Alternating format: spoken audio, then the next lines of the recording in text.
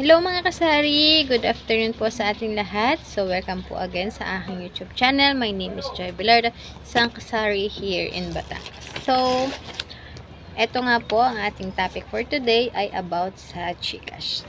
So, magkano ba ang aking patong sa GCash? Magkano ba ang aking kinita ngayong month ng October? So, mga kasari, isi-share ko lang sa inyo na yung aking pagpatong sa aking GCash cash in, cash out ay based po sa ating location. So, ang amin pong cash out, cash in dito sa aming location is ang sa aking mga kaibang mga tindahan ay nasa 30, and depende na rin po sa atin kung magkano ba natin ito papatungan. So, ang akin po ay ito. Ganito po ang patong ko sa aking GCash, cash in, cash out. So, kapag po nagpa cash in, cash out, si Tomer, 1 to 299 ay 10 pesos. Yan.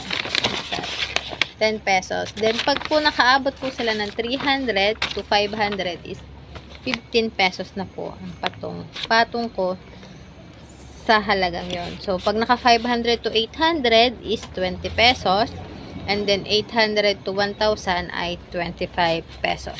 Yes po.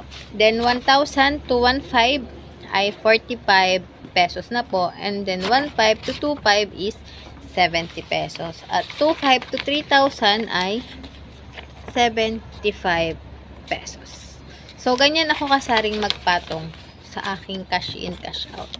So, yung pagpapatong ko kasari sa aking mga cash out, cash in, ay nakadepende talaga sa location namin. Maganda lang dito guys, sa nilipatan ko ay mataas yung kanilang pagpapatong. So, sinasabayan lang natin sila.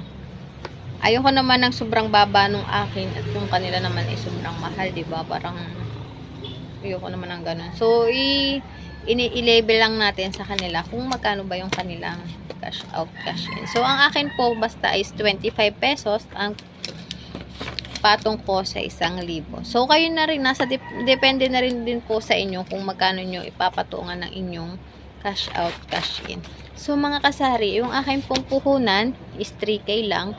Then, mapapaikot nyo na po ito ng husto. Yes.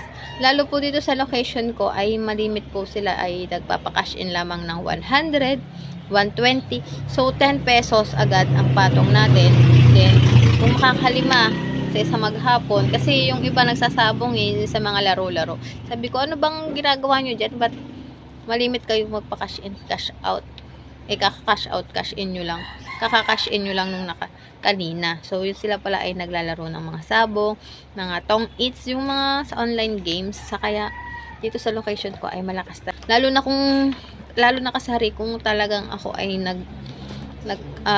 lalabas ng pera ng mas malaki, yung aabot ka ng 7,000, 5,000, kasi minsan may nagtatanong dito kung kaya daw ba ng 5,000, 7,000, kasi yun ay sa kanilang mga sweldo. Yan, dito sana ipapaano, kasi medyo mura-mura tayo ng konti kumpara sa iba dito sa aking location ha. Sabi ko na kung hindi po kasi hanggang 3,000 lang po ang kaya kong pondo. So, nag-iingat lang ako mga kasari diba? So, ayun na nga, tingnan natin kung magkano ba ang kinita ko, tinubo ko sa month ng October. So ayan mga kasari, yung listahan ko ng bawat kinita ko, tinubo ko per day sa aking cash in, cash out. Ayan, makikita nyo naman. Minsan may sira yung ating GCash, diba? Kaya minsan, ayan, 20 pesos. Yan, may mabababa tayo, yan, 20-25, we will write back daw, sabi ni GCash, may sira, minsan may topak, diba mga kasari? So, mga kasari, diba, tingnan nyo, ang laki ng aking kinita ngayong month ng October. Yan, sa 3,000 mong puhunan, diba, magkakaroon ka rin ng 3,835. Depende sa location mo, kung talagang mas malakas ang iyong GCash, cash in, cash out dyan, mas malaki pa ang inyong magiging kita. Yan. So, napakalaki ng ating tinutubo sa ating GCash, cash in, cash out. Kaya kayong mga kasari na walang GCash, cash in, pwede po kayo mag-start ng puhunan kahit 1,000 lang po iyan. Or 2,000 sa mababang, kung kaano lang ang kaya nyong ipapuhunan. Kasi sayang po ang kita nyo eh. Sa 100 pesos, meron agad kayong 10 pesos. Papalaki natin to ng husto. Yan. Ayan o guys, 3,035, diba? Ang laki din. And then, yung total sales ko po to kasama yung load. Yan, yung kung kasama naman yung load dun sa aking kita, ayan po yung kinita ko na yung month ng October. Nasa 5,353. Yes, mga kasari. Napakalakas din po dito kasari ng load. Opo. Sa load naman po, ang aking charge po doon sa bawat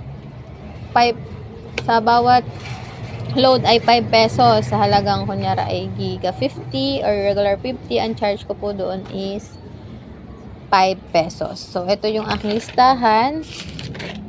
Yan. Listahan natin. Yung ating cash in, cash out. Yan. Nililista po natin para meron po tayong mapagtitingnan ng ating mga benta. Yan. Diba mga kasari?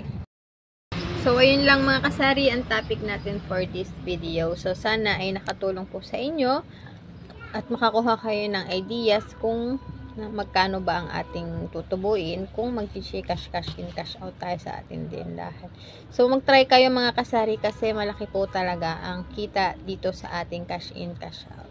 So, yun lang po mga kasari for today's video at kung nakatulong po ito sa inyo, please subscribe and click the notification bell para lagi po kayong updated sa aking mga videos. So, thank you po for watching. See you in my next vlog. So, yun lang po.